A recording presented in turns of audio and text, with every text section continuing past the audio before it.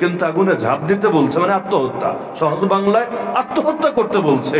তা আত্মহত্যা করা তো ভালো কিছু না, আত্মহত্যা করা যে খারাপ এটা তো পাগলেও বোঝে, এটা দুনিয়ার সবাই বোঝে। তো এবার তারা একটু চিন্তায় পড়ে গেলেন, একজন আরেকজনের দিকে তাকাচ্ছেন, এক একজন এক এক কথা বলছেন। তো এখন তারা দোদুল্যমান হয়ে সিদ্ধান্ত নিলেন, না বাকি সব মানতে রাজি আছি কিন্তু আগুনের মধ্যে ঝাঁপ দিতে রাজি না। তো এটা সিদ্ধান্ত নিলেন, নিজেদের মধ্যে কথাবার্তা করে কিছু সময়ও চলে গেল। রাগ আর মানুষের কতক্ষণ থাকে, ইতিমধ্যে আমির সাহেবের রাগও কমে গেল। অনেক সময় হয় না যে আমাদের প্রচন্ড রাগ আসে বাচ্চার উপরে, ছাত্রের উপরে, কিন্তু কিছু সময় চলে গেলে রাগটা আবার পানি হয়ে যায়। এজন্য একটা মাসআলাও আমি বলে রাখি, সারা জীবন মনে রাখবেন, এখানে যত বাবা আছেন, যত অভিভাবক আছেন, যত ভাই আছেন, যত শিক্ষক আছেন, মাদ্রাসার হন, জেনারেল ব্যাকগ্রাউন্ডের হন, যেই লাইনের হন, সারা জীবন মাদ্রাসা জানি আপনাদের জন্য বলছি, সারা জীবন এই শিক্ষা অন্তরে গেঁথে রাখবেন, রাগের মাথায় শাসন করা যাবে না। সবসময় মনে রাখবেন, রাগের মাথায় শাসন করা যাবে না। কারণ শাসন মানে বুঝেন, শাসন হয় তার ভালোর জন্য, তার অকল্যাণের জন্য না। অকল্যাণের জন্য যেটা হয় সেটা তো জুলুম, সেটা তো অন্যায়, সেটা তো অত্যাচার, সেটা তো অবিচার। শাসন করা হয় ভালো মাকসাদে, মারে কিন্তু মারে খারাপের জন্য না।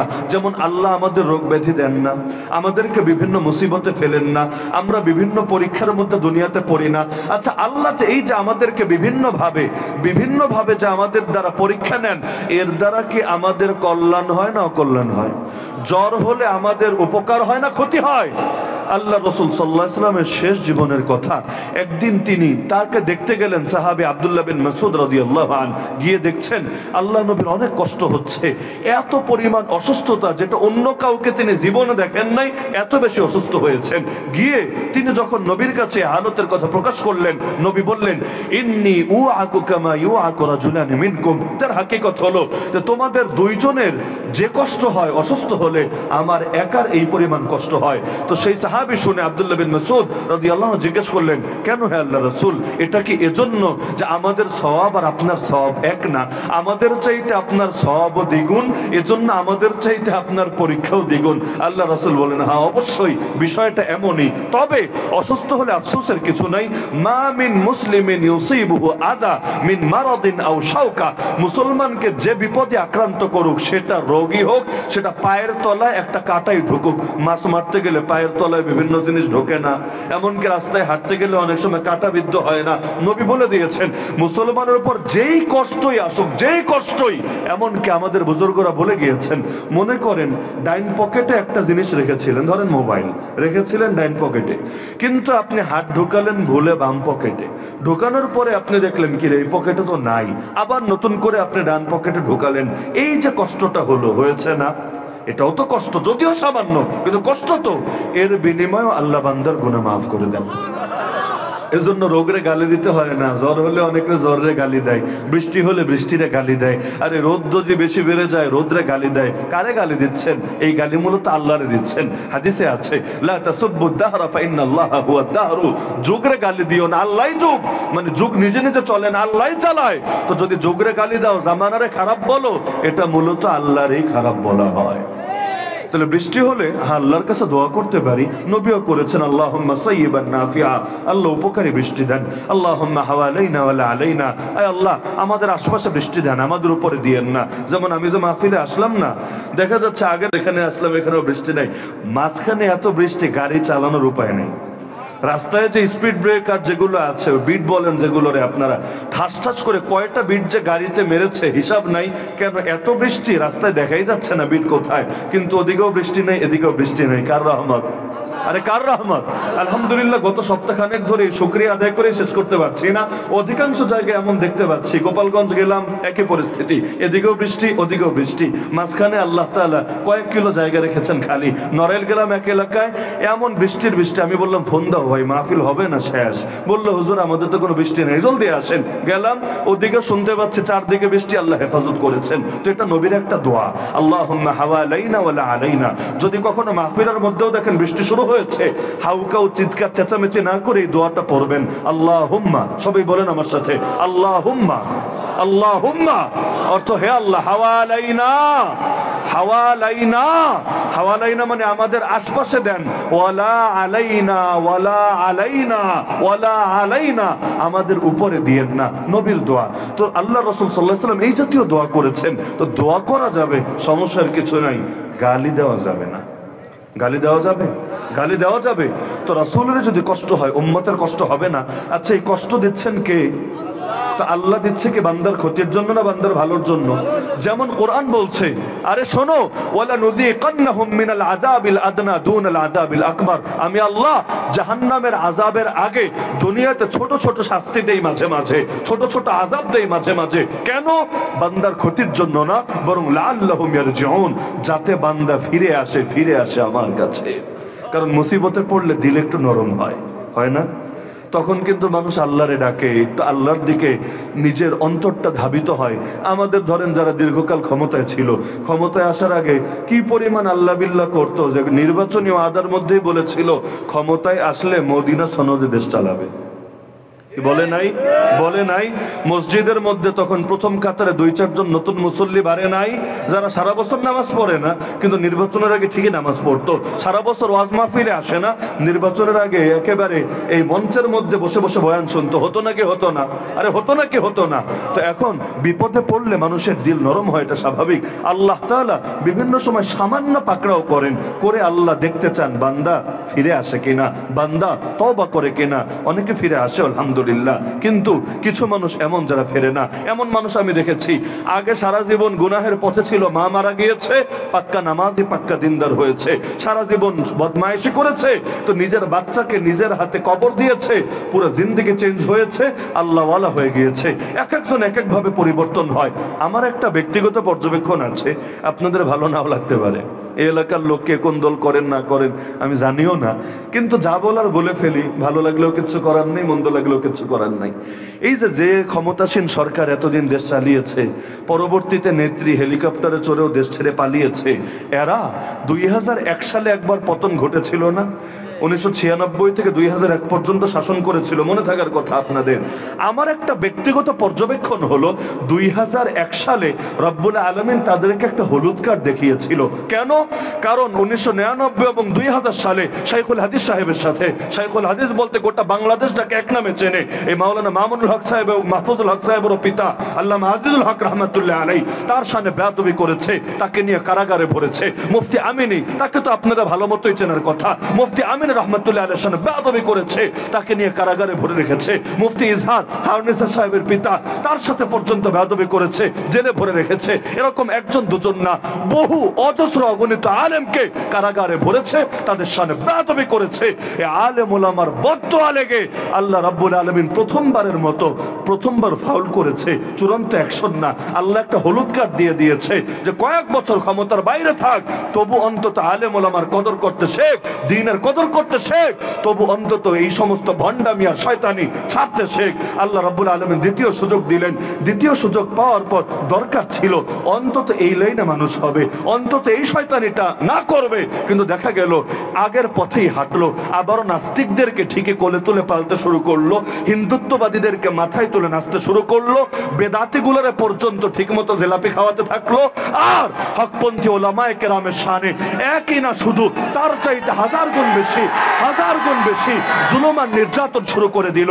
এত বেশি জুলুম, আরে গোটা ইতিহাস সাক্ষী, ব্রিটিশ আমলের পর এই দেশে আলেম সমাজের উপর একসঙ্গে এত বেশি জুলুম কেউ করে নাই, এমনকি পাকিস্তানে আমলেও হয় নাই।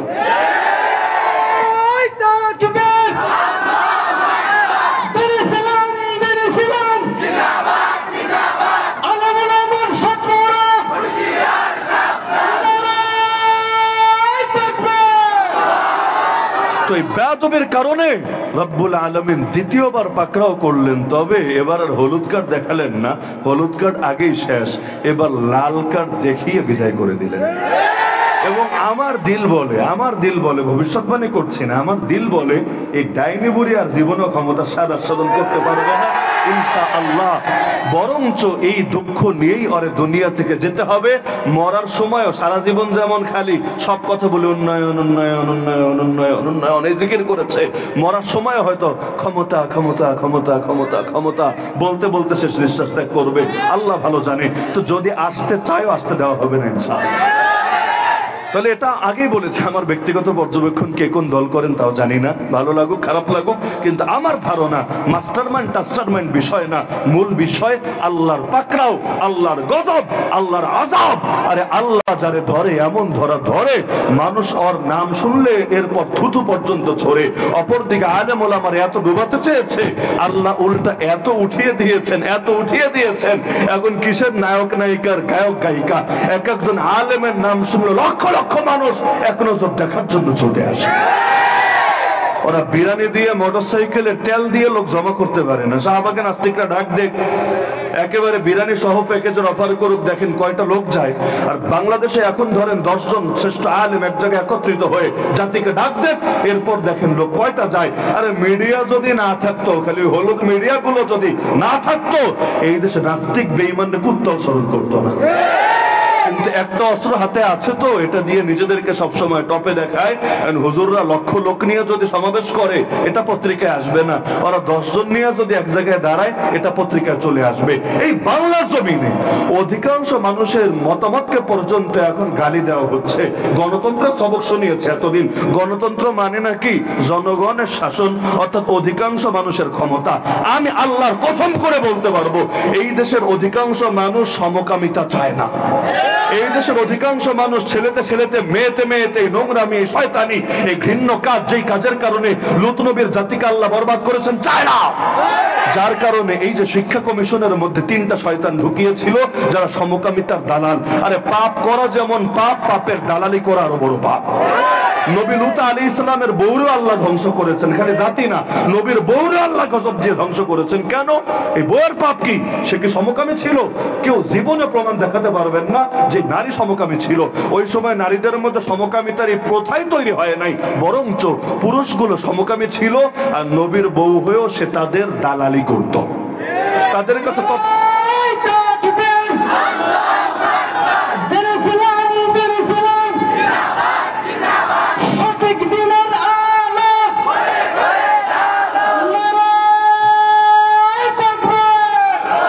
গোটা জাতি তারা সমকামিতা করার কারণে ধ্বংস হয়েছে, আর লূত নবীর স্ত্রী ওদের দালালি, ওদের পক্ষ অবলম্বনের কারণে ধ্বংস হয়েছে। আবু লাহাব নবীর শানে বেয়াদবি করার কারণে, নবীর গালি দেওয়ার কারণে ধ্বংস হয়েছে। তাব্বাত ইয়াদা আবি লাহাবি ওয়া তাব। আর ওর বউ ধ্বংস হয়েছে, ওর সাপোর্ট আর শেল্টার দেওয়ার কারণে। সায়াসলা নারান যাতা লাহাবি ওয়া ইমরাতুহু মানে তার বউ। তো আবু লাহাবের বউ কি করেছে? বউ করেছে স্বামী নবীরে গালি দিয়েছে, বউ তার ইন্ধন দিয়েছে, সমর্থন দিয়েছে, শেল্টার দিয়েছে। তো পাপ করা যেমন পাপ, পাপের দালালি করা আরো বড় পাপ, কারণ এদের দ্বারা নতুন নতুন পাপই তৈরি হয়। এই নাস্তিক গুলারে আমরা তাদের যতই বিরুদ্ধাচরণ করি, সরকার যদি এদের পক্ষে বলে, যেমন এক নাস্তিক নবীরে গালি দিত, 10 বছর আগের কথা, নবীরে গালি দিত। আচ্ছা, আপনার সামনে কেউ নবীরে গালি দিলে আপনি বসে থাকবেন? আরে বসে থাকবেন? নিজের জানের মায়া ছেড়ে দেবে, এমনকি বিনিময়ে ফাঁসি হবে না কি হবে এগুলো চিন্তা করবে না। মুসলমান ওই গালিবাজারে জাহান্নামের রাস্তা দেখিয়ে আসবে। এই কাজে করেছে মুসলমানরা। কিন্তু ওই পলাতক নেত্রী সংসদে দাঁড়িয়ে দরকার ছিল যে কাজ করেছে তার পক্ষে বলবে, আর নাস্তিক গালিবাজের বিপক্ষে বলবে। ধরলাম ওর আইনের কারণে, ওর দুনিয়ার বড় বড় নেতাদের কারণে অত বড় বুকের পাঠা নাই, সাহস নাই, তো চুপ থাকবেনি। কিন্তু চুপ না থেকে উল্টো এই নাস্তিকটাকে দ্বিতীয় মুক্তিযুদ্ধের প্রথম শহীদ বলেছে। ভাবতে পারেন? দ্বিতীয় মুক্তিযুদ্ধের প্রথম শহীদ বলার মানে কি? আমাদের মুক্তিযুদ্ধকেও তো অপমান করা, ইসলামকেও তো অপমান করা, শহীদ আর শাহাদাতকেও তো অপমান করা। এর চাইতে বড় কথা আল্লাহ নবীর গালি দেওয়ার পথ খুলে দেওয়া। একজনকে দেখে 10 জন তৈরি হয়। এক আবু সাইদকে দেখে বাংলাদেশ আন্দোলনের মোড় ঘুরে যায় নাই, ছেলেদের মধ্যে এমন মনোবল আসে নাই যে মনোবল এই ফ্যাসিস্টদেরকে দেশ ছাড়া করতে বাধ্য করেছে। তো ভালোর লাইনে যেমন একজনকে মূল্যায়ন হতে দেখলে 1000 জন জেগে ওঠে, খারাপের লাইনেও একটারে মূল্যায়ন হতে দেখলে 10 জন তারা দেখে উৎসাহী হয়। গ্রামে দেখবেন অনেক সময় মুরব্বীরা কোনো কোনো যদি খবর পায় যে ওই ঘরে ওই মেয়েটা শয়তানি নোংরামি করছে, তারা এমন শক্ত অবস্থান নেয়, অনেকে বলে এত কড়াকড়ি দরকার আছে, কিন্তু পরবর্তীতে তারাই বলে হারে ওই সময় যদি কড়াকড়ি না করতো, এক ঘরে সীমাবদ্ধ থাকতো না, পুরো এলাকা নোংরা হয়ে যেত। তাহলে সাপ ছোট সাপের কামড়েও মরে, বড় সাপের কামড়েও মরে। আগুন, আরে আগুন প্রথমে দাউ দাউ করে একদম পুরো জ্বালিয়ে ছারখার করে না, প্রথমে সামান্য একটু থাকে, ওই সময় যদি দমিয়ে দেয়, নিভিয়ে দেয়, সহজ আসানির সাথে হয়। কিন্তু বাড়তে থাকলে এক পর্যায়ে এমন যাওয়া যায় কিচ্ছু করার থাকে না। এই গোলাম আহমদ কাদিয়ানি যখন নিজের নবী দাবি করেছিল, তখনই যদি ওর দফা রফা হয়ে যেত, উম্মতের এত টেনশন করা লাগতো না। কিন্তু ওই সময় ওর কেচ্ছা খতম করা হয় নাই। এখন শুধু বাংলাদেশ না, শুধু ইন্ডিয়া না, শুধু পাকিস্তান না, দুনিয়ার অনেক দেশের মুসলমানদেরকে এই পেরেশানি করা লাগছে। আপনাদের এখানে আসার পরও তো আমি দেখেছিলাম এটা লেখা যে নবীর পরে নবী নাই, সংসদে আইন চাই, কাফের কাদিয়ানি কাফের। অথচ একটাবার চিন্তা করেন, নবীর পরে নবী নাই, এটাকে আইন করে বানাতে হবে?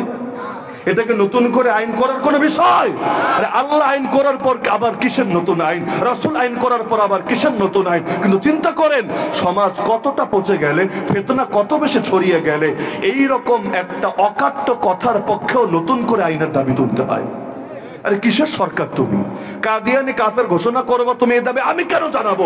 তুমি মুসলমান না বেঈমান আগে বলো। যদি তুমি বেঈমান হলো তাহলে ঠিক আছে, আমরা দাবি জানাবো। তুমি যদি মুসলমান হও, তোমার কাছে আবার কিসের দাবি? কারণ কাদিয়ানি কাফের এটা কোনো হুজুরদের কথা না, এটা শুধুমাত্র এক শ্রেণীর কথা না, এটা শুধুমাত্র কওমি আলিয়ার সাবজেক্ট না, এটা শুধুমাত্র তাবলীগ আর সুফির সাবজেক্ট না, এটা শুধু বাংলাদেশ আর ইন্ডিয়ার সাবজেক্ট না, তাম দুনিয়ার সব মুসলমান একমত এরা এত নিকৃষ্ট কাফের। এদের যদি কেউ মুসলমান মনে করে, তার ইমান থাকবে না। তাহলে এগুলো আবার চাওয়ার বিষয় নাকি? সবকিছুকে চাইতে হয় নাকি?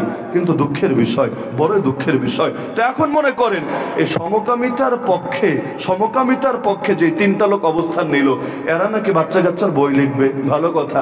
আরে শিক্ষা সিলেবাস যদি নষ্ট হয়ে যায়, যত তাবলীগ করেন, যত মাহফিল করেন, যত খানকা খোলেন, যত মাদ্রাসা করেন, যদি শিক্ষা সিলেবাসে নষ্ট হয়ে যায়, জাতির মধ্যে নাস্তিক তৈরি হওয়ার পথ বন্ধ করতে পারবেন না। এই যে প্রতি বছর নতুন নতুন নাস্তিক তৈরি হচ্ছে, কোত্থেকে আসে? এগুলোকে আসমান ফুটা হয়ে নামে না মাটি ফাঁক হয়ে বের হয়? কোত্থেকে আসে রে ভাই? এমনকি মূর্খ মানুষদের মধ্যেও নাস্তিক নেই। কি পাবেন আপনি? মূর্খরা ভুল করতে পারে, বেদাত করতে পারে, এমনি বিভিন্ন রকম পাপ তাপ করতে পারে, কিন্তু নাস্তিক বুঝেন, আল্লাহ রেখে আল্লাহর পরে আল্লাহরে গালি দিবে, আল্লাহর অস্তিত্ব অস্বীকার করবে। এত বড় বুকের পাঠা মূর্খদের মধ্যেও আমার নজরে জিন্দেগিতে পড়ে নাই। তাহলে এত বড় বড় শিক্ষিত নাস্তিক কেন হচ্ছে? আরে কেন হচ্ছে? কওমি মাদ্রাসারে সারা জীবন গালি দেয়, জঙ্গি প্রজনন কেন্দ্র বলে না? আরে বলে না? কিচ্ছু না করেও গালি খায়, জঙ্গি প্রজনন কেন্দ্র। আর তোদের থেকে যে এত নাস্তিক তৈরি হলো, 71 থেকে 2024 এই 53টা বছরে কত হাজার নাস্তিক তৈরি হলো। তো এখন যদি বলি নাস্তিক প্রজনন কেন্দ্র, কেমন লাগবে? তখন আবার আমার বিরুদ্ধে বাংলাদেশ গরম হয়ে যাবে, বলবে ওসামা সাহেব দেখেছো নাসিরনগরে গিয়ে আমাদের ল্যান্ডে আগুন ধরিয়ে দিয়েছে, আমাদেরকে নাস্তিক প্রজনন কেন্দ্র বলেছে। আমাদের যখন জঙ্গি প্রজনন কেন্দ্র বলো, আমাদের কেমন লাগে? এমনই তো লাগে। ওই একবার একজন কওমি মাদ্রাসা নিয়ে খোটা দিয়েছিল, আমি আবার কাউন্টারে দেখিয়েছিলাম যে কওমি মাদ্রাসা মানুষের টাকায় চলে, মানুষেরটা খায়, এজন্য এতিম মিসকিন ফকির বলবা, তোমরা কাটটা খাও, এটা কি অজানা? তোমাদের এখানে পয়সাগুলো কোত্থেকে আসে, এটা কি অজানা? পরে আমি খাতগুলো দেখিয়েছিলাম, বাহ, এটা নিয়ে সেই আন্দোলন সংগ্রাম। আরে উনি আলিয়া মাদ্রাসার বিপক্ষে বলেছে, আমরা নাকি ওই জায়গার পয়সাও খাই, এই টাইপের মন্তব্য করেছে। তো এখন কাউন্টার দিতেও এক সমস্যা, অনেক কথা গলা পর্যন্ত আসার পর আবার গিলে ফেলতে হয়, মুখে আনা যায় না, কারণ এক কথা বলতে দেরি আর ল্যান্ডে আগুন জ্বলতে দেরি না। তাই নাস্তিক গুলো কেন তৈরি হচ্ছে? এই বাংলাদেশের মানুষকে নাস্তিকতা চায়? আরে রাখো ধর্ম, গণতন্ত্র যদি তুমি মানো, গণতন্ত্র বলে অধিকাংশ জনগণ যা চায় তা হবে। বাংলাদেশে পতিতালয় চলে নাকি চলে না? চলে নাকি? পতিতালয় খোলা থাকলে কি ফায়দা? ধর্ম দিয়ে বুঝাও, বিজ্ঞান দিয়ে বুঝাও, কোনটা দিয়ে বুঝাতে পারবে না। তাও কেন খুলে রেখেছে? যুক্তি দিবে কি জানেন? মানুষ চেয়েছে, মানুষ তাই খুলে রেখেছি, কিচ্ছু করার নাই। সিগারেটের গায়ে ওয়াজ লেখা থাকে না? ধূমপান মৃত্যুর কারণ, ধূমপান হৃদরোগের কারণ ইত্যাদি ওয়াজ লেখা থাকে না? তো ভাই তোর ওয়াজ করার দরকার কি? বানাইস না, না বানাইলে মানুষ খাবেও না। সরকার তুই লাইসেন্স দিস না, না দিলে এটা বাজারে আসবেও না। ওয়াজ করার দরকার কি? বন্ধ করে দে, কেচ্ছা খতম। কিন্তু বলবে না হুজুর এটা ক্ষতিকর তো বুঝি, কিন্তু মানুষটাই আমরা কি করি। তার মানে বুঝলাম মানুষের চাওয়ার খুব দাম আছে ওদের কাছে, মানলাম। তো এই দেশের মানুষ তো সমকামিতা চায় না। আমি আল্লাহর নাম কসম করে বললাম চায় না। তারা গণস্বাক্ষর নেক, গণভোট করুক, গণরায় নেক, গণজরিপ করুক। আমি এটা অকাট্যভাবে দাবি করছি এই দেশের অধিকাংশ মানুষ এই নোংরামি চায় না। তাহলে অধিকাংশ মানুষ যেটা চায় না সেটা করার অধিকারকে সরকারের আছে? যদি করে তাহলে ওরাও স্বৈরাচার, ওরাও ফ্যাসিস্ট, ওরাও শয়তান, ওরাও বিভিন্ন রকম জালেমের প্রতিভূ ছাড়া কিছু না। তাহলে দেখা গেল শিক্ষা কমিশনে ঢোকালো, আমাদের হুজুররা প্রতিবাদ করেছে, আপনারা সাধারণ জনগণের প্রতিবাদ করেছেন, যার যা আছে তা দিয়ে প্রতিবাদ করেছে। আমার মাইক আছে, আমি মাইক দিয়ে করলাম। আপনার কলম আছে, আপনি কলম দিয়ে করলেন। আরেকজনের ফেসবুক আছে, সে ফেসবুক দিয়ে করলো। আরেকজনের ইউটিউব চ্যানেল আছে, সে সেটা দিয়ে করলো। কিন্তু করেছে তো প্রায় সকলে, যে জেনেছে সেই প্রতিবাদ করেছে। আপনারা করেন নাই নাকি? আপনাদের বাচ্চা কাচ্চারা স্কুলে গিয়ে এগুলো শিখুক, এটা আপনারা চান? ছেলে ছেলে বিয়ে হোক, মেয়ে মেয়ে বিয়ে হোক, এই নোংরামি আপনারা চান? কেউ চায় না। তো এটার পক্ষে কথা বলেছি। টিআইবির মতো সংস্থা, এরা নাকি দুর্নীতিবাজদের চিহ্নিত করবে, ভালো কথা। মানুষ এদেরকে আগে শ্রদ্ধা করত, কারণ ফ্যাসিবাদের বিপক্ষে মাঝে মধ্যে কথা বলতো। এরা পর্যন্ত গালি দিয়েছে যে মৌলবাদীদের চাপে নাকি সরকার নত হয়েছে। তো মৌলবাদী কে? মৌলবাদ কোনটা? এই দেশের অধিকাংশ মানুষই মৌলবাদী, আর এই দেশের অধিকাংশ মানুষের কথাই মৌলবাদ। তো ঠিক আছে, মানলাম তোদের গালি আমরা হাসি মুখে বরণ করে নিলাম। ঠিক আছে, আমরা মৌলবাদী, এই দেশের অধিকাংশ মানুষের আদর্শের নাম মৌলবাদ। তো এই দেশ এখন থেকে মৌলবাদের দেশ, আর তোদের মতো কাফের মুশরিকদের দালালদের দেশ না। তোদের যদি শয়তানি আদর্শ জিন্দা করতে মনে চায়, তোরা পশ্চিমা বিশ্বে গিয়ে কর। এই বাংলার জমিনে, শাহজালাল শাহপুরানের জমিনে, এই সমস্ত আউলিয়ায়ে কেরামের জমিনে তোদের এই ভণ্ডামি চলতে না হবে না।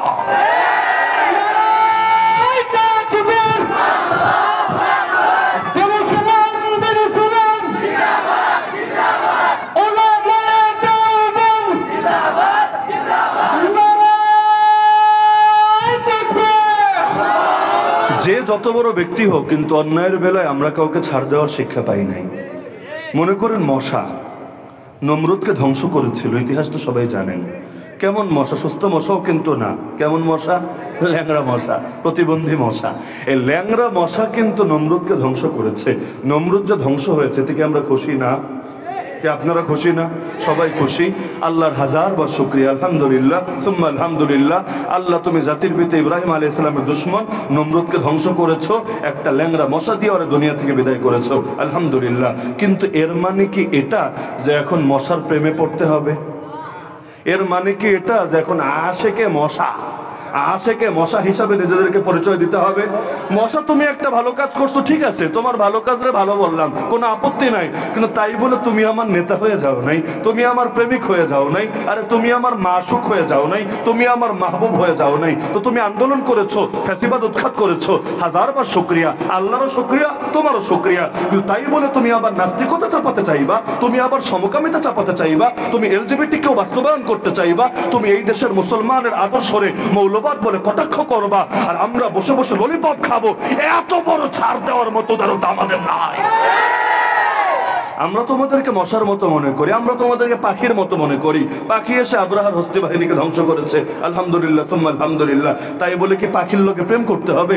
আশেকে পাখি বলে নিজের পরিচয় দিতে হবে? এখন পাখি যদি এসে আমার খাবার বাড়া আছে এখানে এসে হাগু করে দিয়েছে, এরপরও পাখিরে কোলে নিয়ে চুমু খেতে হবে? এইরকম উদারতার বয়ান আমাদেরকে দিয়ে লাভ নেই। গরুর দুধ খাই, গরুর গোশত খাই, খুব ভালো কথা। তাই বলে কি গরুর গোবরেও মায়া করতে শুরু করতে হবে না? ওই হিন্দুত্ববাদীদের মতো গরুর দুধ খেয়েও কি কৃতজ্ঞতা প্রকাশ করতে হবে নাকি? আজিব তামাশা, নিজের আসল মা যে, তারে মা ডাকলো, তার মুখ তো খাস না, কিন্তু গরুরে মা ডাকলো, তাই বলে গরুর মুখ খেয়ে মাতৃভক্তি প্রকাশ করতে হবে? এই গাঞ্জট্টি মার্কা কোনো থিওরি আমার মাথায় ঢোকে না। এগুলো হচ্ছে নাকি হচ্ছে না? মানে এগুলো যে কোন দেশের বিজ্ঞান, মেড ইন চায়না না মেড ইন জাপান, আমার মাথায় আসলে ধরে না। তো ওই ঘটনার কথা মনে আছে না, যে নবীর আমির আগুন জ্বালালেন, জ্বালিয়ে তাদেরকে ঝাঁপিয়ে পড়তে বললেন, কিন্তু তারা ঝাঁপিয়ে পড়লেন না। ইতিমধ্যে তার রাগ থেমে গেল। ওই রাগ প্রসঙ্গে কথা বলতে গিয়ে আমি একটা মাসালা বললাম, রাগের মাথায় শাসন করা জায়েজ নয়, শাসন করলে ইনসাফ হবে না, বাড়াবাড়ি হয়ে যাবে। এজন্য দেখবেন শাসনের কারণে এমন শাসন হয়েছে, বাচ্চা মরে গেছে, ছাত্র আহত হয়ে হসপিটালে ভর্তি হয়েছে। এটা আসলে শাসন না, এটা হলো রাগঝাড়া। শাসন ভিন্ন জিনিস, রাগঝাড়া ভিন্ন জিনিস। শাসন ভালো, শাসন নবীর সুন্নাত। নবী বলেছেন লা তারফা আনহুম আসাকা আদাবা, আদবের লাঠি উঠাবা না। কেউ যদি আইন করে যে শাসন বন্ধ করে দিতে হবে মাদ্রাসায় স্কুলে, ওই আইনকে মান্য করার কোনো সুযোগ মুসলমানের থাকে না। কেন? নবী বলেছে আদবের লাঠি উঠাবা না। নবী বলেছে বাচ্চা 7 বছর হলে নামাজের আদেশ দিবা, 10 বছর হলে নামাজ না পড়লে পিটাবা। এখন যদি আইন করে না, শাসন বন্ধ করে দিতে হবে। তো নবীর হাদিস মানবো না তোমার আইন মানবো? তো শাসন ভালো, কিন্তু রাগঝাড়া ভালো না। শাসন রাগঝাড়ার জন্য হয় না। এজন্য আমাদের অনেক উস্তাদরা ওই কাজ করতেন, রাগের মাথায় শাসন না করে অপেক্ষা করতেন মাথা ঠান্ডা হোক, এরপর বিচারটা করতেন। তাহলে কি হতো, 3 বারই প্রাপ্য 3 বারই দিবেন।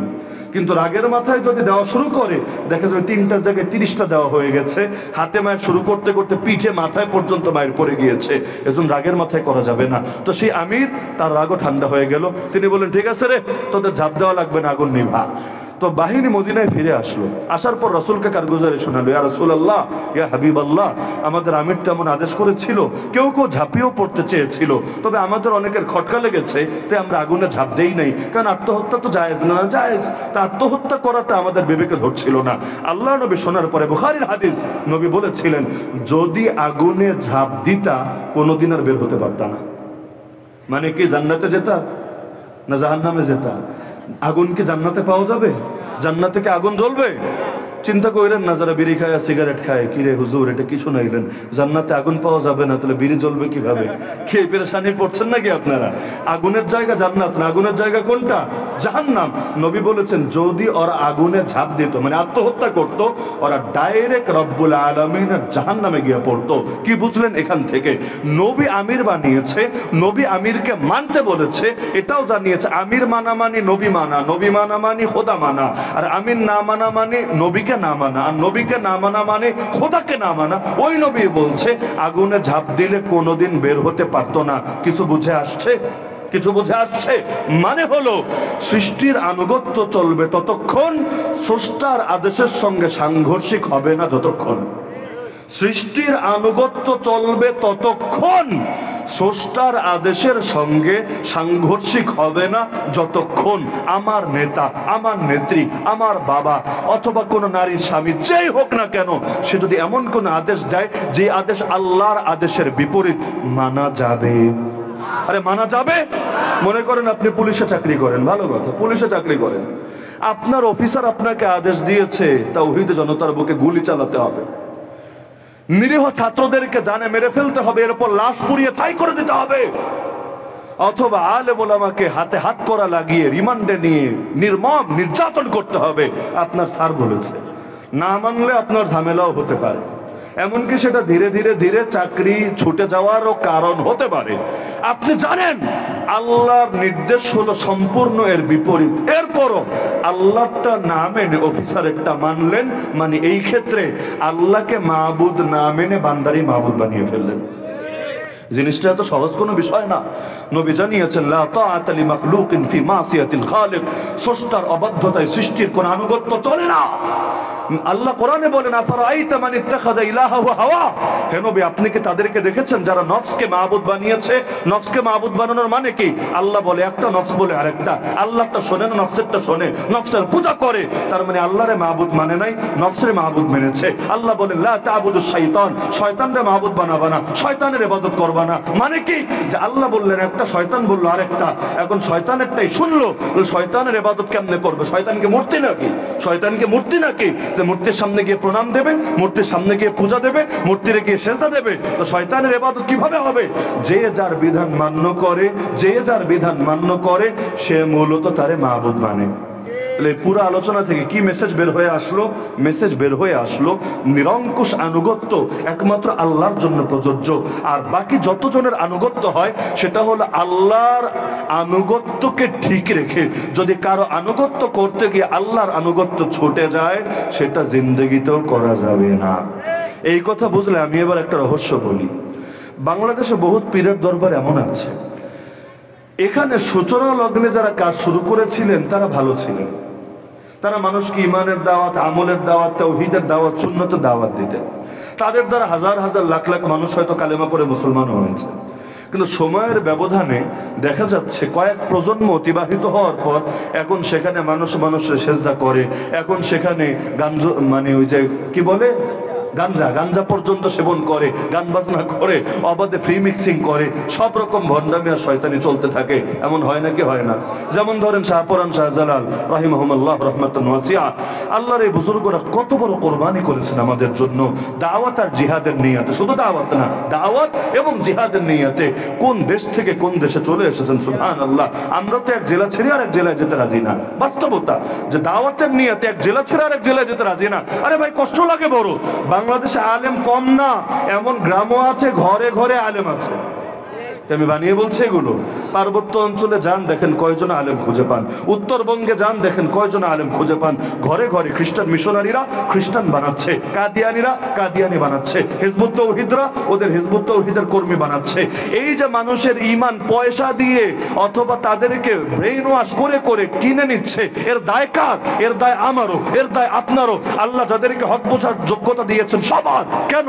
কারণ আল্লাহ আমাদেরকে শুধু শহরে থাকতে বলেন নাই, আল্লাহ আমাদেরকে শুধু যেখানে থাকলে সুবিধা, নাগরিক সুবিধা, পয়সা পাতির সুবিধা, সেখানে থাকতে বলেন নাই।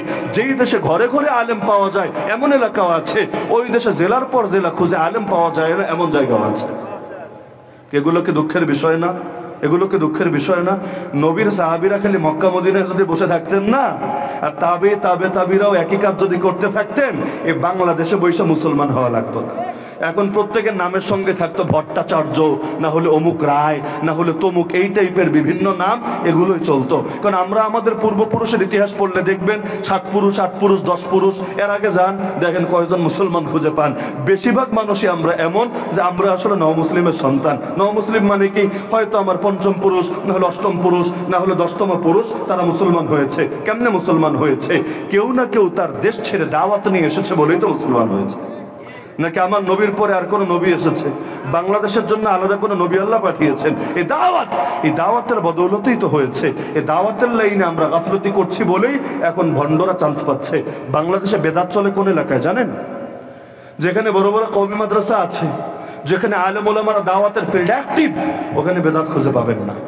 কিন্তু বেদাত দেখবেন সে জায়গায় যেখানে উল্লেখযোগ্য মাদ্রাসা নাই, যেখানে উল্লেখযোগ্য আলেম ওলামা নাই। আরে ভাই, মাদ্রাসা মানে খালি মাদ্রাসা না। মাদ্রাসার অর্থ হলো যেখানে ক্লাস হয়, যেটা শিক্ষাঙ্গন, যেটা হলো তার বিদ্যালয়। মাদ্রাসা শুধু মাদ্রাসা না, মাদ্রাসা এক একটা দুর্গ। মাদ্রাসা কি? আমাদের উস্তাদ আল্লামা আব্দুল্লাহ পাহাড়পুর রহমতুল্লাহ আলাইহি বলতেন, এই ফিতনার জামানায় কওমি এক একটা মাদ্রাসা নূহ আলাইহিস সালামের এক একটা নৌকার মতো। এগুলোতে যারা ওঠে তারা বহুত ফিতনা থেকে নিরাপদ থেকে যায়, আল্লাহ তাদেরকে নিরাপদ রাখে। কেন? এই মাদ্রাসাগুলোর অবদান কি আছে বলতে চাইলে রাত শেষ হবে, বলে শেষ করা যাবে না।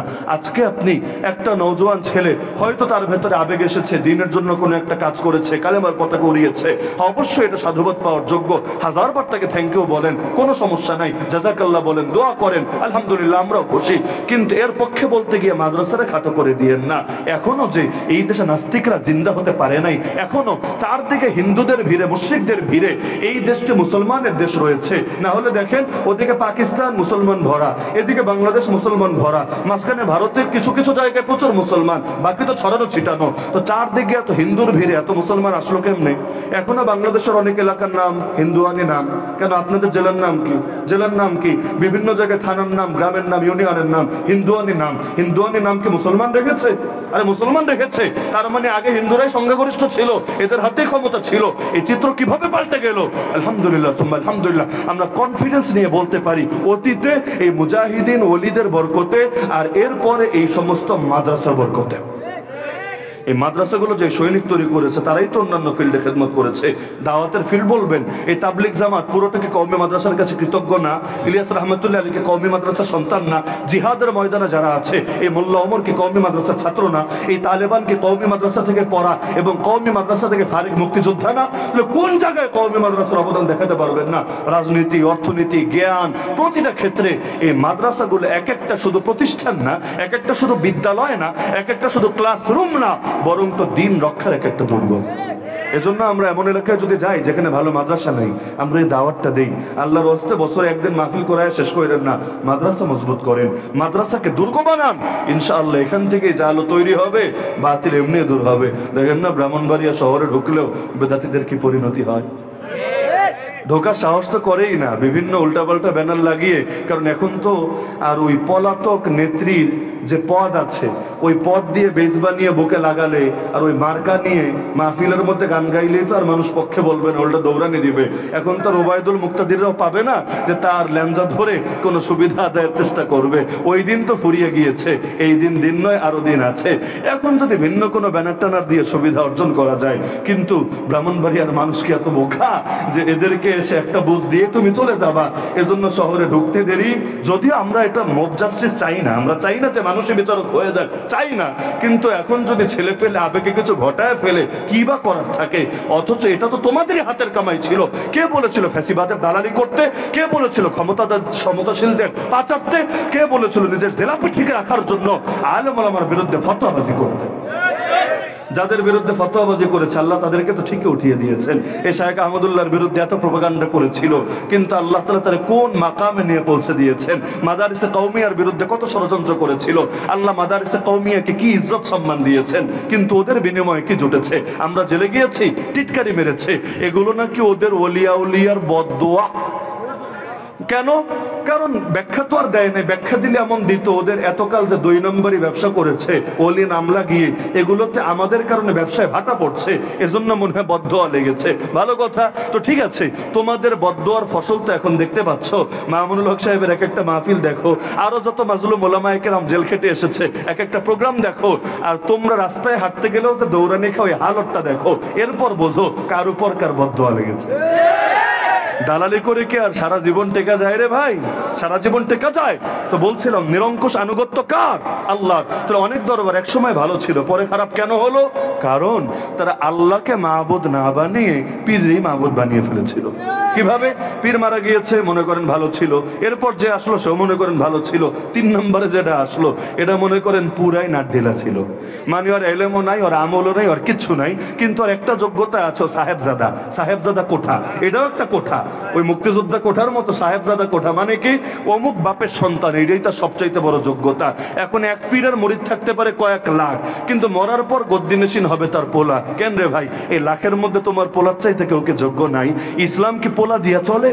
পোলা দিয়ে যদি চলতো, আবু বকর রাদিয়াল্লাহু আনহু যাওয়ার পর তার পোলাই গদিতে বসতো, ওমর যাওয়ার পর তার যোগ্য পুত্র ছিল না, আব্দুল্লাহ বিন ওমরের মতো ব্যক্তিত্ব ছিল না, আমাদের জান কোরবান তাদের জন্য, আব্দুল্লাহ বিন ওমর তিনি গদিতে বসতেন না। কিন্তু ইসলাম পরিবারতন্ত্র দিয়ে চলে না, ইসলাম চলে আদর্শ দিয়ে, ইসলাম চলে যোগ্যতা দিয়ে।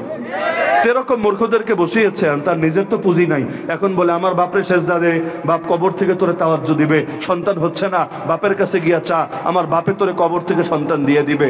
কেমনে দিবে? পাবলিক আর জিজ্ঞাসা করতে পারে না, না হলে আবার বেয়াদব বলবে। তোর বাপ জিন্দা থাকলে নয়তো একটা চেষ্টা মেহনত করে দেখতো, দিবে ডাটা কেবল দিয়ে দিবে, ওয়াইফাই দিয়ে দিবে, ব্লুটুথ দিয়ে দিবে না, হটস্পট দিয়ে দিবে, কি নিয়ার বাই শেয়ার দিয়ে দিবে না? দিবেটা কেমনে? কবরের মধ্যে কি বাচ্চা থাকে নাকি যে ফুটা করে করে বাইরে বের করে দেবে? ভণ্ডামি, আজীব ভণ্ডামি শুরু হয়ে গিয়েছে। এই যে যত ভণ্ড আছে না বাংলাদেশে, এদেরকে কোরআন খুলে দেখান, লাভ নাই, হাদিস খুলে দেখান, লাভ নাই, উম্মার ইমামদের বক্তব্য দেখান, লাভ নাই, উম্মার 1000 বছর আদর্শ দেখান, লাভ নাই। সে বলবে আমার পীর জাহান্নামে গেলে আমিও জাহান্নামে যেতে রাজি। বলে নাকি বলে না? আরে বলে নাকি বলে না? তাহলে রব কি আল্লাহরে মানলো না পীরই মানলো? এজন্য আল্লাহ কোরআনে বলেন ইহুদি খ্রিস্টানরা আল্লাহকে বাদ দিয়ে নিজেদের পীর আর হুজুরদেরকে রব বানিয়ে নিয়েছিল। ইত্তাখাযু আহবারহুম ওয়া রুহবানাহুম আরবাবাম মিন দুনিল্লাহ। আমি সাধারণ মানুষকে দোষ দেই না, আমরা যে এলাকায় থাকি ওখানেও ম্যাক্সিমাম বেদাতি, আমি সাধারণ মানুষকে দোষ দেই না, কারণ তাদেরকে এগুলো শিখিয়েছে কে? আমার মতো কিছু লেবাসদারি ভণ্ডই তো শিখিয়েছে। কি বেদাত কি এমনি এমনি মায়ের পেট থেকে কেউ শিখে আসে? এই যে বেদাতির ভিড়ে আপনি সুন্নত মানলে আপনারা দুশ্মন বানাবে, দুশ্মন রাসূল। সে হবে আশিকে রাসূল বেদাত করে, আর আপনি সুন্নত মেনে আপনি হবেন দুশ্মন রাসূল। বলে না কি বলে না? তাহলে কিভাবে হক চিনবেন? এটা বলেই আমার আজকের আলোচনা শেষ। যে এ হুজুর এত ভার্সন, এত ভেজাল, হক চিনবো কিভাবে? কেউ আমারে বলবে এ হুজুর আপনারা এক হয়ে যান, তাইলে হক চেনা সোজা। কিন্তু এই কথা বলতে মজা, শুনতে মজা, তবে বাস্তবতা না। কেন জানেন? নবী বলেছেন তার উম্মত দল হবে ৭৩টা। নবীর উম্মত দল হবে কয়টা? এর মধ্যে জান্নাতে যাবে কয়টা আর জাহান্নামে যাবে কয়টা? বাকি সব কয়টা? মানে ৭২টা। তো নবীর ভবিষ্যৎবাণী কি ভুল হবে? নবীর ভবিষ্যৎবাণী কি মিথ্যা হবে? তো যতই চান হুজুররা এক হোক, গোটা জাতি এক হোক, ওই ঐক্য ঐক্য ঐক্য ঐক্য বলে মুখে ফেনা তুলে ফেলেন, কিন্তু উম্মত এক হবে না যতদিন না ইমাম মাহদি আসবে, আল্লাহ নবী ঈসা আসবে, দাজ্জাল ধ্বংস হবে। উম্মত ৭৩ দলে ভাগ থাকবেই থাকবে। ব্যাং চেনেন? ব্যাং নাসিরনগরে ব্যাং নাই? চাপড়তলায় ব্যাং নাই? ওই ব্যাংগুলারে জিন্দা ব্যাং, মুর্দা ব্যাং না, জিন্দা ব্যাঙের এক পাল্লায় উঠাবেন অনেকগুলা ব্যাং। মনে করেন ৭৩টা ব্যাং এক পাল্লায় উঠাবেন, আর এক পাশে বাটখারা নেবেন। কিসের জন্য? মাপার জন্য, যে কয় কেজি হয়, আধা কেজি না 1 কেজি না 2 কেজি, মাপার জন্য উঠাবেন। মাপা যাবে না? কি যাবে মাপা? কেন? অনেকে বলছে মাপা যাবে। কেমনে যাবে রে ভাই? দেখবেন একদিকে উঠাতে শুরু করেছেন, এক ব্যাং ডাইনে তো আরেক ব্যাং বামে, আর একটা সামনে তো আরেকটা পেছনে। তো ব্যাংরে যেমন এক পাল্লায় উঠানো যায় না, এই মুসলিম উম্মারেও যতই চেষ্টা করেন, হ্যাঁ চেষ্টা করতে দোষ নাই, চেষ্টা করেন, ভালো কাজে চেষ্টা করেন, তো নবীর ভবিষ্যৎবাণী ভুল হবে না। এই ব্যাংরে কখনোই আপনি এক জায়গায় আনতে পারবেন না। বাংলাদেশে ঐক্য কি একবার দুবার হয়েছে? এখন মিডিয়ার যুগ দেখে ফোকাস বেশি হচ্ছে। এখন রাস্তাঘাটে হাঁটতে গেলেও সবাই বলে হুজুর একটু ঐক্য দেখেন না, গোটা জাতির ঐক্যবদ্ধ করা যায় কিনা। আরে ৭১ সালের পর আজকে পর্যন্ত বহুবার ঐক্য হয়েছে। ঐক্য হতে দেরি, ওই ব্যাঙের মতো আর কি, সব এক জায়গায় আনবেন কিন্তু পাল্লায় উঠাতে দেরি। খালি কামড়া শুরু করবেন, দেখবেন কে যে কোন ফাঁস দিয়ে বের হয়ে গেছে, আপনি 13 পাবেন না। তো ব্যাঙের জাতি এক না ভিন্ন, এদিকে তাকানোর দরকার নাই। আল্লাহ তো এক, কোরআন তো এক, রাসূল তো এক, দিন তো এক, শরিয়ত তো এক, ইসলামের ভিত্তিতে একত্ব তাওহীদ। তাহলে আমাদের এত টেনশনের কি আছে, পেরেশানির কি আছে? আরে যে যেদিকে যায় যাক না, আমি কোন মূল্যে সিরাতে মুস্তাকিম ছাড়ব না। তাহলে গোটা জাতি এক হবে, তারপর আমি হেদায়েতের পথে আসবো, এগুলো কোনো কথা না। এগুলো হলো যারা মানতে চায় না ওদের ভণ্ডামি। পাকিস্তান যখন প্রতিষ্ঠা হয়েছিল, কষ্ট হচ্ছে আপনাদের? 1947-এ যখন ভারত ভেঙে পাকিস্তান প্রতিষ্ঠা হয়েছিল, পাকিস্তান প্রতিষ্ঠার উদ্দেশ্য কি ছিল জানেন না সবাই? পাকিস্তান কা মতলব কিয়া লা ইলাহা ইল্লাল্লাহ। কি সুন্দর! পাকিস্তান কা মতলব কিয়া লা ইলাহা ইল্লাল্লাহ। 6 লাখ মানুষ জান দিয়েছিল এই লা ইলাহা ইল্লাল্লাহ প্রতিষ্ঠার জন্য। কিন্তু প্রতিষ্ঠার পর আজও পর্যন্ত 1 সেকেন্ডের জন্য লা ইলাহা ইল্লাল্লাহ কায়েম হয়েছিল? কেন হয় নাই? দেশ হওয়ার পরেই যারা দেশটা বানালো, নতুন দেশের দায়িত্বে গেল, প্রথম গাদ্দারিটা করলো, বলল আরে হুজুররা আপনারা তো এক না, কেউ কওমি, কেউ আলিয়া, কেউ তবলিগ, তো কেউ সুফি, কেউ মাযহাবি, তো কেউ লামাযহাবি, কেউ সুন্নি শিন্নি, তো কেউ আহলে হাদিস, কেউ এটা তো কেউ সেটা। আমরা কোন ইসলাম মানবো? সুন্নি ইসলাম না শিয়া ইসলাম? আপনারা যে ইসলাম কায়েম করতে বলছেন, ভার্সনের তো অভাব নাই, কোন ভার্সন কায়েম করব? শিয়াদেরটা কায়েম করলে সুন্নি নারাজ, সুন্নিরটা কায়েম করলে শিয়া নারাজ, আরে বেদাতিরটা কায়েম করলে যারা বেদাতি না তারা নারাজ। তো বহুত মুশকিল। তো আপনারা আগে এখন, তারপর আমরা ইসলাম কায়েম করব। কি আজিব ফাইজলামি! ভেবেছে এই জাতিকে এক করা যাবে, কিন্তু ওরা জানতো না জাতি যতই বিভক্ত থাকুক, আল্লাহু আকবার শুনলে কিন্তু একসঙ্গেই নামাজের কাতারে দাঁড়িয়ে থাকে। মুসলমান বিভক্ত থাক না বিভক্ত, যেখানে এক হওয়া দরকার সেখানে কিন্তু এক হতেও দেরি করে না। নবীরে গালি যখন দেয় তখন কে কোন দল এগুলো দেখে? কে মাযহাবি, কে লামাযহাবি, কে সুফি, কে তবলিগি, কে শিয়া, কে সুন্নি, এগুলো ভাগাভাগি হয়। নবীরে গালি দিতে দেরি, গোটা মুসলিম উম্মাহ একসঙ্গে গর্জে উঠতে দেরি না।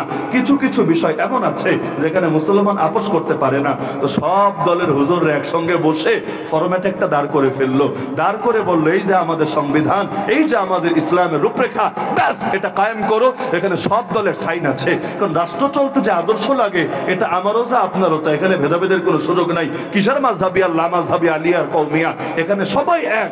এখানে একমাত্র ভিন্ন মত পোষণ করবে সে যার ভেতর মুনাফিকে আছে, না হলে তাওহীদের ভিত্তিতে রাষ্ট্র চলবে। এখানে মূলনীতির মধ্যে কোন ধরনের ইখতিলাফের কোনো সুযোগও নাই। সংবিধান তো মূলনীতিই হয়, আর ব্যাখ্যার মধ্যে ভিন্নতা থাকুক গিয়ে সংবিধান তো মূলনীতিই হয়। তো একসাথে নিয়ে উপস্থাপন করলো এই যে এটা কায়েম করো, বললো এটা তো কায়েম করা যাবে না। তার মানে মানতে না চাওয়ার জন্য এগুলো অজুহাত যে হুজুরের এক হোক আমরা মানব। আসলে যে মানবে না সে মানবেই না, যে মানবে সে সহজেই মানবে। যে মানবে না, নবী নিজের হাতের ইশারায় যখন চাঁদ 2 টুকরা করে দেখালেন তখনও কিন্তু মানে নাই। আর যারা মেনেছে এদের এত কেচ্ছা কাহিনী লাগে নাই। এমনকি আবু বকর রাদিয়াল্লাহু আনহু ঘটনা কে না জানে? নবী মেরাজে গিয়েছেন, তিনি কিন্তু ডাইরেক্ট নবীর কানে শোনেন নাই। কাফেররা গিয়ে টিটকারি মারছে, কি রে তোর দোস্ত কি বলে রে, পুরাই দেখি মাথা গেছে রে। রাতের মধ্যে নাকি একদম সে আসমানে গিয়ে সিদরাতুল মুনতাহা অতিক্রম করে আরশে মুআল্লা হয়ে আবার নাকি উম্মাহানের ঘরে চলে এসেছে। এগুলো সম্ভব? নিজে কিন্তু নবীর কানে শোনাও নাই, এখনো দেখাও হয় নাই, লোকে বলছে। তিনি জিজ্ঞাসা করলেন, আসলেই কি আমার রাসূল বলেছে? বলল, হ্যাঁ, বানিয়ে বলছি না, আসলেই বলেছে। তিনি বললেন, নবী যদি বলেন আমার এতে কোনো দ্বিধা নাই, আমি স্বীকার করি তিনি হক। তাহলে যে মানতে চায় আর এত কিছু লাগে না, আলিফ লাম মিম বুঝি, আলিফ লাম মিম বুঝে ধরে তাও মানি। আর যে মানতে চায় না, আল্লাহ ডাইরেক্ট বলছে ইবলিস রে সেজদা দে, ডাইরেক্ট, মাঝখানে ভায়াটা তো নাই, সেজদা দে না, আল্লাহ আমি পারবো না, সেজদা দিব না। কেন দিব না? কেন দিবি না? যে আমি না উত্তম না অধম আমারে দিতে পারে, আমি কোন দুঃখ করে সেজদা দেব? তো যে মানতে চায় না, আল্লাহ ডাইরেক্ট বললেও মানে না। আর যে মানতে চায়, নবীর থেকেও শোনা লাগে না, কাফেরের মধ্যস্থতা হয়ে কানে এসেছে, তাও মানতে দ্বিধা করে না। এটাই হলো আসল বিষয়। তো বাংলাদেশের মধ্যে এক একজন এক এক দিকে ডাকবে, অতীতেও ডেকেছে, এখনো ডাকবে। আর দালালদের আদর্শই দালালি করা। আগে এক ফ্যাসিবাদের পা চেপেছে, জেলাপি ঠিক রাখার জন্য সামনে আরেকটা পা চাপবে। কি বিশ্বাস হয় না? অনেকে দল পাল্টাতে শুরু করে নাই, কেউ কিন্তু ক্ষমতায় যায় নাই। বাংলাদেশে নির্বাচন কবে হবে এটাও কেউ জানে না। আর্মি প্রধান বলেছে 18 মাস পরে, অনেকে আলহামদুলিল্লাহ আলহামদুলিল্লাহ বলা শুরু করেছিল। আবার প্রধান উপদেষ্টা বলেছে এটা তার বক্তব্য, আমাদের বক্তব্য না। কবে নির্বাচন হবে এটা আমরা যবে বলবো সবে, ওদের কথা দিয়ে তো আর দেশ চলবে না। তাহলে যবেই হোক, এখন তো আর দেশে কোনো নির্বাচিত সরকার নাই, নাকি আছে? আরে আছে? নাই। কিন্তু অনেকে নৌকা থেকে নেমে ধান হাতে নিয়ে বসেছে, জানেন না আপনারা? অনেকে ধান না, একেবারে নৌকা থেকে নেমে দাঁড়িপাল্লায় উঠে বসেছে। কিরে ভাই, রাতারাতি দল পাল্টালা কোন দুঃখে? এমনকি দলের পক্ষ থেকে ঘোষণা পর্যন্ত এসেছে, দাঁড়িপাল্লাওয়ালারা ঘোষণা দিয়েছে, নতুন কাউরে দলে নেওয়ার আগে একটু আমাদের জিজ্ঞাসা টিজ্ঞাসা করে নিও। যদি অতীতে রাজনীতি না করে তাইলে সমস্যা নেই, নিয়ে নিও, কিন্তু আগে কোনো দলের থাকলে খবরদার আগে জিজ্ঞাসা করে নিও। না হলে দালালের কামই দালালি করা, 5 বছর এর 5 বছর ওর, ওরা সারা জীবন চাপতেই থাকবে। ওদের নামই হয়েছে ওলামায়ে সাটুরে। তো বাংলাদেশের মধ্যে যারা সবচেয়ে বেশি চাটাচাটি করতে পারে, এদের শীর্ষে আছে আমাদের সিন্নি ভাইয়েরা। বিশ্বাস হয় না?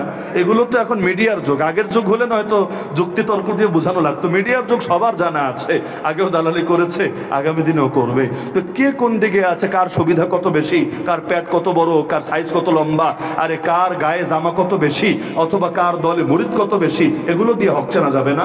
হক চিন্তা হবে যার আদর্শ নবীর সাথে মিলবে, যার আদর্শ সাহাবীদের সাথে মিলবে, সেই হক। যারটা মিলবে না আর মুরিদ কুটি হলেও আরে আমরা মানি না। মনে থাকবে ইনশাআল্লাহ। তো হক চেনার একমাত্র মূলনীতি হলো কোরআন এবং সুন্নাহ। এটাই কষ্টি পাথর। যার সাথে মিলবে সে হক, যার সাথে মিলবে না সে বাতিল। হ্যাঁ, বাতিল হলেও সে ভালো কাজ যে করবে না এমন না। মশা খারাপ, খুব কামড়ায়, মশার কামড়ে রাতে ঘুম আসে না, কিন্তু এই মশা ও নমরুদরা যখন মারে আমরা বলি সুবহানাল্লাহ। তো অনেক সময় মন্দ লোক দিয়েও ভালো কাজ হয়। শিয়ারা আবু বকরকে গালি দেয়, ওমরকে গালি দেয়, ওসমানকে গালি দেয়, আয়েশাকে গালি দেয় রাদিয়াল্লাহু আনহুম আনহুন আজমাইন। কিন্তু আবার মাঝে মধ্যে দেখা যায় টুকটাক যুদ্ধ টুদ্ধ করে, কাফের মুশরিকদেরও টুকটাক ক্ষতি টতি করে। তো যদি এক ভণ্ড আর এক ভণ্ডরেও মাইরা দেয় না, আমরা বেজার না, আমরা বলবো আলহামদুলিল্লাহ। আবু জাহাল আবু লাহাবে যদি লাইগা যায়, আবু জাহাল আবু লাহাবে যদি লাইগা যায়, যেটাই মরুক আমরা বলবো আলহামদুলিল্লাহ। আমেরিকা আর ইন্ডিয়া যদি খেলা জমে যায়, যদিও জমবে না বলার জন্য বলছি আর কি, আমেরিকা আর ইন্ডিয়া মনে করেন জমে গেল, চায়না আর ইন্ডিয়া জমে গেল, রাশিয়া ইন্ডিয়া জমে গেল, আমাদের কাউকে দিয়েই কোনো ফায়দা নাই, মানে ধর্মীয় দৃষ্টিকোণ থেকে, ধর্মের দিক থেকে। লেকিন আমরা কিন্তু আলহামদুলিল্লাহ বলতে ভুল করব না যে তোরাও এক পক্ষে তোরাও আর এক পক্ষে। তো এখন তোরা তোরা কামড়া কামড়ি কর, আমাদের সুবিধাই বটে, কারণ কাটা দিয়েই যদি কাটা তোলা যায় আর কি লাগে। মনে থাকবে তো ইনশাআল্লাহ। তাহলে একটা তরিকা হলো কোরআন সুন্নাহ দিয়ে যাচাই, আর এটা বলে আলোচনা শেষ। দ্বিতীয় তরিকা আছে, সহজ তরিকা, বাতিলের দিকে তাকালে হক চিনতে পারবেন। কিভাবে? তুরাফুল আশিয়াউ বিআজদাদিহা, বিপরীত জিনিস দিয়ে জিনিস ভালো চেনা যায়। বাতিল দেখবেন যেই ব্যাটারে বুকে জড়ায় নিছে, বাতিল, কিন্তু যেই ব্যাটারে বুকে জড়ায় নিছে বুঝবেন ডাল মে কুছ কালা হ্যায়। মনে করেন কাদিয়ানি আগামীকাল আমরা দাওয়াত দিয়ে নিয়ে গেল, নিয়ে আমারে বড় একটা পট্ট দিয়ে দিল, দিয়ে আমার সেই রকম প্রমোট দেওয়া শুরু করলো। তাহলে এটা বুঝবেন যে আমি হলাম নবীর আশেক, কাদিয়ানের দুশ্মন। এটা বুঝবেন নাকি উল্টাটা বুঝবেন যে আমি কাদিয়ানের দালাল, নবীর দুশ্মন?